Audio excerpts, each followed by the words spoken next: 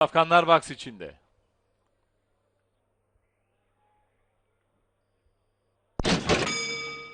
İzmir'de günün ilk startı altılı Ganyan için verildi. 5 numaralı Moody Girl bir boy kadar geç başlamıştı koşuya. 6 numaralı Semestra öne çıktı, farkı önce yarım boya. Sonrasında bir boya kadar çıkardı. 8 numaralı Su Çiçeği takipte onun bir boy gerisine. 1000 metre start yeri geçirirken 2 numaralı Ekstra Güzel geldi içeride. 1 numaralı Lady Dramalı. Onların dışında Moody Girl geldi. Bir boy kadar gerisinde son sırada 3 numaralı Rüzgar gibi. Koşuda son 800 metreye ve viraja girildi. 6 numaralı Semestra farkı 2 boya kadar çıkardı. 8 numaralı Su Çiçeği takipte, hemen dışına 2 numaralı Ekstra Güzel çıktı. Onların bir boy gerisinde içeriği 1 numaralı Lady Dramalı tutuyor dışarıyı.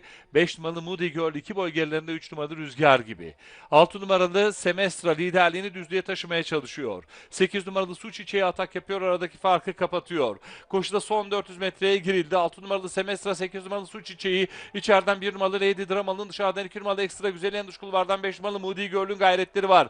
Koşuda son 200 metreye doğru gelirken yeniden tazeleyen, yarım boy kadar öne çıkan 6 numaralı Semestra liderliğini korumaya çalışıyor. Dışarıdan 2 numaralı Ekstra Güzel geliyor. Farkı kapatıyor. İçeriden de 1 numaralı Lady Dramalı'nın gayretleri var. Koşuda son metreler içeriden Lady Dramalı geliyor. Dışarıdan Ekstra Güzel geliyor. Koşuyu 1 numaralı Lady Dramalı kazanıyor.